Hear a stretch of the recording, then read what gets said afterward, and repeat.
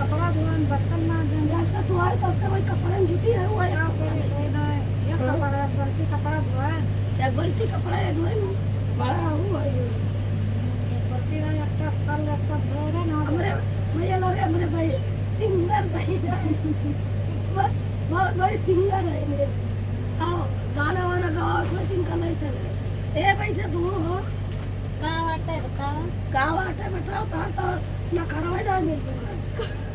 कौन ना करा सब करे हम ना करा अपने घुमाने मारे कौन गुमान करे बताओ ये भैया सबसे बड़ी सिंगर हुआ है और इनसे ये हुआ है इनके बाद हम हाँ सुने ना रहे घनवा घनवा इनका सभी सुने ना रहे हाँ और तू कैसे तहार गटैया बैठ गया तना बौरा ने थोड़ा सा पता वहाँ काले से आए आदमी थी से आए अपना गाना वाना गावत ही तो कटैया बैठ जब बलौबू तो ना जानबे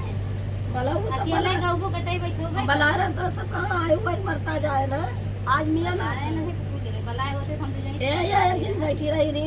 अकेले अकेले सोची भतीज खिलाए ली गाय ली भतीज के लाली बात नाच के दिन से हुआ था आज हम सोचें जे वाला ले इनके लगे फोन किया तो कहीं ना यहाँ कहो का करी हो जाए जरूरी बात बा बहुत जरूरी ना